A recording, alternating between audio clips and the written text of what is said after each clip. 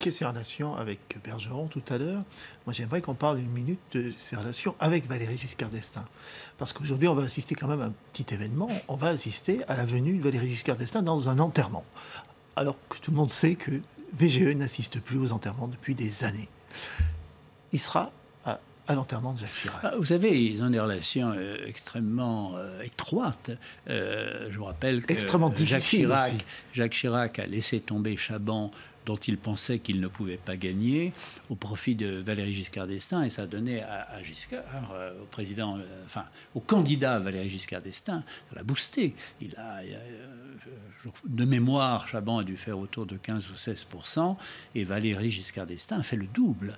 Si voilà, un premier tour à 32%, ou peut-être même 34%, c'est aujourd'hui inimaginable. Eh bien, Chirac a participé à cela. Valéry Giscard d'Estaing n'a pas été ingrat.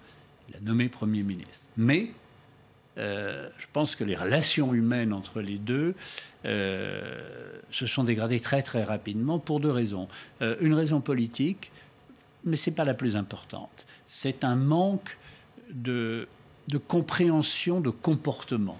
C'est-à-dire que Valéry Giscard d'Estaing a considéré qu'il avait fait Chirac, et Jacques Chirac considérait, pas complètement à tort, qu'il avait fait Valéry Giscard d'Estaing.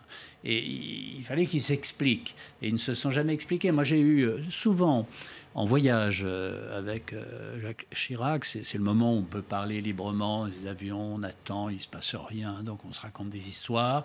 Et comme j'étais témoin de cela, Jacques Chirac m'a dit, mais avec Giscard, moi, j'avais pas de problème.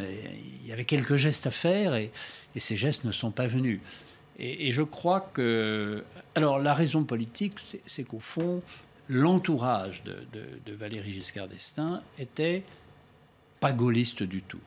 Et se disait, bon, il y a eu une parenthèse gaulliste, on la ferme. Et Jacques Chirac, lui, il était gaulliste? En tous les cas, il était l'héritier du mouvement de l'UDR, qu'il a transformé en RPR, mais il a repris le fonds de commerce pour l'essentiel.